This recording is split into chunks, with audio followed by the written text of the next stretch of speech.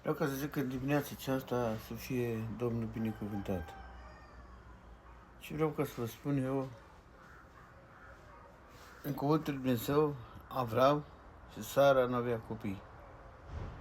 Sara o împinge pe egipteanca Agar în brațele lui Avram, că a durat atâta timp și a văzut că bătrâneța ei nu mai poate avea copii.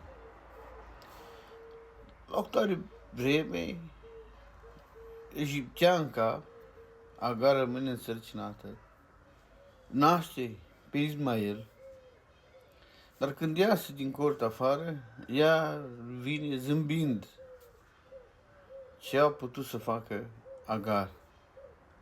Sara a început să vină o tristare, pentru că Agar s-a urcat pe treaptă mai sus.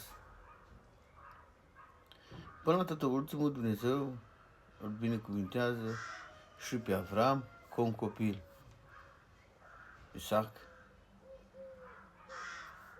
Până la tot ultimul îl dă un spăț mare, se întâmplă. Este o bucurie că la bătrânețe și-au venit oameni și a spus, iată că vei naște, la anul pe vremea aceasta, vei naște un fiu. Sara nu a venit să creadă și până tot ultimul, ea n-a crezut. La bătrânețe, Sara avea aproape 90, Avram avea aproape 100 de ani și a spus că vei fi binecuvântat cât stelele pe cer. După aceea spune cuvântul lui Dumnezeu că Sara o fugărește pe Agar, caramba, să o fugărește pe ea. Și atunci spune lui Avram ca să o fugărească, să nu moștenească tot ce avea. Îi pune un cior de apă, îi pune pe un măgăraș și o duce. Până atât ultimul Agar, se termină mâncarea, se termină apa și l-aruncă pe Ismael într-un tufis să nu vadă cum moare. Și vreau ca să spun de acolo, Dumnezeu a făcut un tufis de apă. Agar s-a dat cu fața încolo să vadă cum moare Ismael. Și până atât ultimul Dumnezeu a făcut un neam mare din Ismael.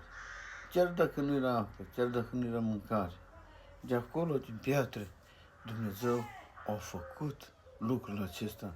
Ce vreau ca să spun, prietene, fratele meu? Poate ești disperat, poate ești undeva departe de părinții tăi, poate mama plânge într-un fel, poate ești durerat pentru tine. Ascultă cuvântul lui Dumnezeu. Mama ta te iubește. Mama ta te iubește, vreau ca să spun. Mai ea știe cum te-a crescut. Nu mai știe necazul tău, mai ea știe problema ta. Nu mai știe suferința ta.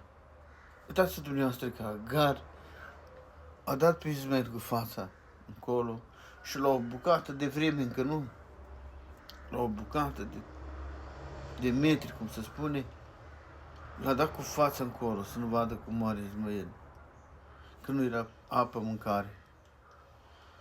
Ce vreau ca să spun aceste cuvinte? Dumnezeu să vă binecuvintează.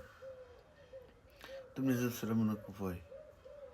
Dumnezeu să fie Tatăl nostru în durării. Și în dimineața aceasta, mama noastră, Tatăl nostru este sus în ceruri, care ne poate binecuvânta.